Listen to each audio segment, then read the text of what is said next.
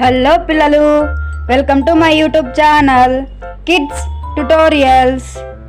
నీతి కథలు. పగుళ్ళ కుండ. ఒక ఊరిలో నీళ్లు మోసే పనివాడొకడుండేవాడు. అతను 2 కుండలను ఒక కట్టెకు కట్టి కొంత దూరంలో ఉన్న చెరువు నుంచి తన యజమాని ఇంటికి నీళ్లు మోసుకు వచ్చేవాడు. ఆ 2 కుండల్లో ఒకటి కొద్దిగా పగిలి నీరు కారుతూ పోతూ ఉంటే మరొకటి ఒక చుక్క నీరు కూడా కారిపోకుండా ఉంది. చాలా దూరంగా ఉన్న యజమాని ఇంటికి 2 కుండల్లో నీళ్లు తీసుకొచ్చేసరికి కొద్దిగా పగిలిన కుండలో ఎప్పుడూ సగం నీరే మిగిలేది. ఎన్నో నెలలు ఇలాగే కేవలం 1.5 కుండల నీరే యజమాని ఇంటికొచ్చేసరికి మిగిలేవి. నిండా నీరు మోస్తున్నానని ఆ రెంటిలో మంచి కుండ అగర్వంతో పొంగిపోయింది. కానీ పగుళ్ళ కుండ తన పని తాను సక్రమంగా చేయలేకపోతున్నందుకు సిగ్గుతో చచ్చిపోయేది. అవమానకరంగా భావించేది. ఎన్నో నెలల తరువాత పగుళ్ళ గల కుండ పనివాడితో, నేను అవమానకరంగా భావిస్తున్నాను, నన్ను క్షమించు అంది. నువ్వెందుకు అవమానకరంగా భావిస్తున్నావు అడిగాడు పనివాడు. ఇన్ని రోజులు నేను సగం నీళ్ళే మోయగలుగుతున్నాను, ఈ పగుళ్ళ నీటిని కారిపోయేలా చేస్తున్నాను.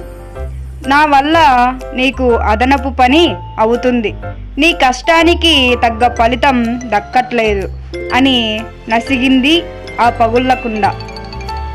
దాని బాధ అర్థం చేసుకున్న పనివాడు, బాధపడకు, ఈరోజు యజమాని ఇంటికి వచ్చేటప్పుడు దారి వెంట ఉన్న అందమైన పుష్పాలను చూడు అన్నాడు. కుతూహలంగా ఆ పగుళ్ళ కుండ ఆ దారి వెంట ఉన్న అందమైన పుష్పాలను చూసి సంతోషించింది. ఇల్లు చేరాక తిరిగి తన పొరపాటును మన్నించమని పనివాడిని కోరింది. పనివాడు ఆ కుండలో కేవలం నీ వైపే అందమైన పుష్పాలు ఉన్నాయి, మరో కుండ వైపు లేవు, అది నువ్వు గమనించావా? ఎప్పుడూ నిన్నే ఆ అందమైన పూల మొక్కలు వైపు ఉండేలా చేస్తాను. నీ నుంచి కారిపోయే నీటిని వాటికి అందేలా చేస్తాను. అంటే నువ్వే వాటికి నీరు పోస్తున్నావన్నమాట. తద్వారా ఆ అందమైన పుష్పాలు యజమాని టేబుల్ అలంకరించడానికి నువ్వే ఉపయోగపడుతున్నావు. నువ్వు పగుళ్ళతో లేకపోతే అతని ఇంట్లో కలకలలాడే పుష్పాలు, అందమైన అలంకరణలు ఉండవు అన్నాడు.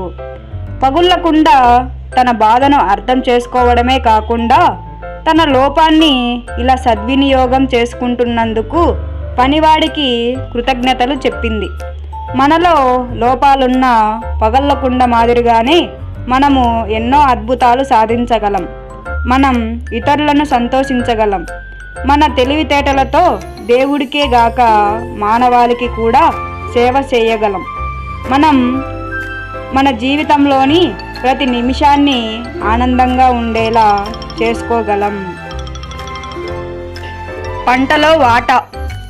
నజరుద్దీన్ ముల్లాగా మారాక స్వంతంగా ఏదైనా పని చేద్దామని నిర్ణయించుకున్నాడు. అందుకు వ్యవసాయం బాగుంటుందని అనుకున్నాడు.